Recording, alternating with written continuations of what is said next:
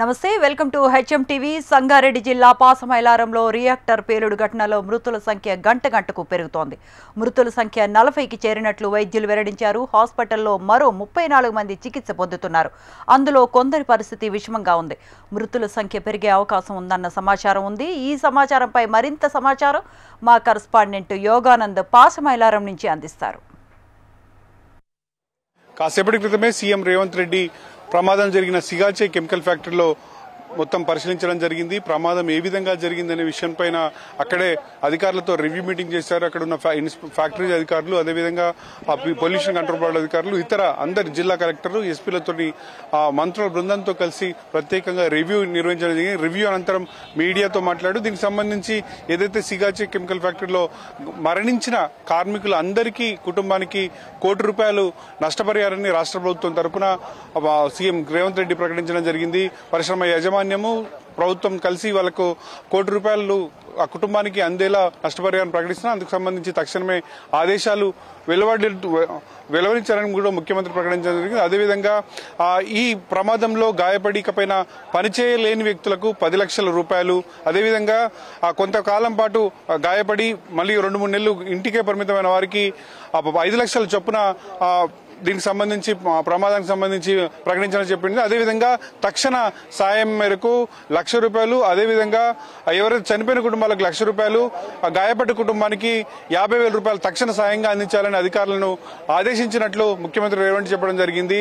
దీంతో పాటు ఈ పరిశ్రమకు సంబంధించి ఇంకా జరుగుతుంది, అసలు ఏ విధంగా జరిగిందనేది ఒక ఎంక్వైరీ కమిటీ వేశాం. ఆ కమిటీలో ఏదైతే ఫైండింగ్స్ వస్తాయో ఫైండింగ్స్ ప్రకారం పరిశ్రమ యాజమాన్యం పైన చర్యలు తీసుకుంటాము. ఎందుకు కారణమైందనేది తెలుసుకున్న తర్వాత సంబంధిత అధికారులపైన కూడా చర్యలు తీసుకుంటామని సీఎం రేవంత్ రెడ్డి చెప్పడం జరిగింది. ఇది ఒక హృదయ విదారక ఘటనగా ఆయన వర్ణించడం జరిగింది. ఖచ్చితంగా చాలా మంది కూలీలు కేవలం పొట్టగడపడం కోసం ఇక్కడికి వచ్చి ఇంత పెద్ద ప్రమాదాన్ని బారిన పడడం చాలా దయనీయమైన పరిస్థితి అని చెప్పారు. రాష్ట్ర ప్రభుత్వం సౌద్భావ వాతావరణంలో ఖచ్చితంగా మనసుతో ఆలోచించి ₹1 మేర వాళ్లకు ఆర్థిక సాయం అందించేలా చర్యలు తీసుకుంటున్నట్లు ముఖ్యమంత్రి చెప్పడం జరిగింది. మరో పక్కన ఈ పరిశ్రమకు సంబంధించి ఆ యాజమాన్యం పైన కేసులు నమోదు చేయాలంటూ జాతీయ మానవ హక్కుల కమిషన్ లో కూడా ఫిర్యాదు చేయడం జరిగింది. కాసేపటి క్రితం తెలిసింది. దీనికి సంబంధించి చిదంబరం శర్మనాథన్తో పాటు పరిశ్రమకు సంబంధించిన యాజమాన్యం పైన చర్యలు తీసుకోవాలని చెప్పి మా జాతీయ మానవ హక్కుల కమిషన్ లో ఫిర్యాదు చేయడం జరిగింది. ప్రస్తుతానికైతే పరిశ్రమలకు సంబంధించి ఇంకా సీఎం ఈ ప్రోగ్రాం ఇది అనంతరం కూడా మళ్ళీ సహాయక చర్యలు యథావిధిగా కొనసాగుతున్నాయి. ఒక్కొక్కరుగా దాదాపు ఇప్పుడు మృతుల సంఖ్య 40కి చేరుకుంది.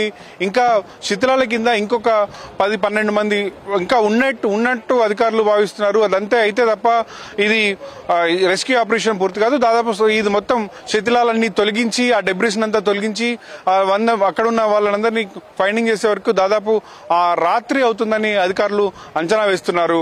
ఇది ఇక్కడ ఉన్న పరిస్థితి. కెమెరా పర్సన్ శ్రీనివాస్తో యోగానంద్ రెడ్డి, హెచ్ఎం టీవీ, పాసమైలారం నుండి. పాసమైలారం ఘటనలో బాధితుల కుటుంబ సభ్యులను ప్రభుత్వం అన్ని రకాలుగా ఆదుకుంటుందని తెలిపారు సీఎం రేవంత్ రెడ్డి. పారిశ్రామిక వాడలో ప్రమాద స్థలాన్ని పరిశీలించిన సీఎం రేవంత్ బాధితుల కుటుంబ సభ్యులను కలిసి వారితో మాట్లాడారు. ప్రభుత్వం అండగా ఉంటుందని భరోసా ఇచ్చారు. ఈ ఘటనపై విచారణకు కమిటీ వేశామని తెలిపారు. బాధ్యులు ఎవరైనా సరే కఠిన చర్యలు తీసుకోవాలని ఆదేశించినట్లు చెప్పారు. ఇక భవిష్యత్తులో ఇలాంటి ఘటనలు జరగకుండా ప్రత్యేక వ్యవస్థ ఏర్పాటు చేయాలని ప్రభుత్వం నిర్ణయం తీసుకుందని తెలిపారు సీఎం రేవంత్. ఏదైతే వైద్య సహాయం అందించాలనో 100% వాళ్ళకి సంబంధించిన వైద్య సహాయాన్ని పరిశ్రమలు అదేవిధంగా ప్రభుత్వం కలిసి పరిశ్రమ యజమానులు పెట్టుకోగలిగినంత పెట్టుకుంటారు. వాళ్ళకి ఎలాంటి ఇబ్బంది లేకుండా ప్రభుత్వం కూడా వైద్య సహాయాన్ని 100% అందించాలని మా మంత్రులకు నేను ఆదేశాలు ఇవ్వడం జరిగింది. బాధ్యులైన అందరి మీద కూడా ప్రభుత్వం చర్యలు తీసుకుంటుంది. ఇందులో ఎవరిదైనా నిర్లక్ష్యం ఉన్నదా, లేకపోతే దురదృష్టకర సంఘటన ఏ విధంగా జరిగింది, బాధ్యులు ఎవరినో కూడా విచారణలో గుర్తించి వాళ్ళందరి మీద కూడా చర్యలు తీసుకోవడం జరుగుతుంది. ఇదే కాకుండా ఇలాంటి దుర్ఘటనలు భవిష్యత్తులో జరగకుండా ఉండాలి అని అంటే ప్రభుత్వం కూడా ఇంకా భవిష్యత్తులో పరిశ్రమలకు సూచనలు చేయాల్సిన అవసరం ఉన్నది. దీనికి సంబంధించి కూడా ప్రభుత్వం ఒక స్పష్టమైన విధానంతో చనిపోయిన కుటుంబాలను, తీవ్రంగా గాయపడ్డ కుటుంబాలను, ఇందులో గాయపడ్డ కుటుంబాలను అందరినీ కూడా 100% ప్రభుత్వం మానవత్వంతో ఆదుకుంటుంది. అన్ని రకాలుగా వాళ్ళకు అండగా నిలబడుతుంది. ప్రమాదంలో చనిపోయిన గాయపడ్డ వాళ్ళ పిల్లలకు చదువుకోవడానికి అవసరమైన ప్రభుత్వ రెసిడెన్షియల్ స్కూల్స్లో అడ్మిషన్ల గురించి కూడా మాట్లాడమని నేను అధికారులకు ఆదేశాలు ఇవ్వడం జరిగింది. ఈ సంఘటనలో బాధితులు ఎవరున్నా వాళ్ళ పిల్లల చదువుల బాధ్యత కూడా రాష్ట్ర ప్రభుత్వం తీసుకోవాలనుకుంటుంది. వైద్యానికి సంబంధించి 100% సహాయం అందించాలనుకుంటుంది. అదేవిధంగా క్షతగాత్రులకు మరణించిన వాళ్ళకు కూడా నష్టపరిహారం ఇవ్వాలని కూడా ఈరోజు ప్రభుత్వం నిర్ణయం తీసుకున్నది.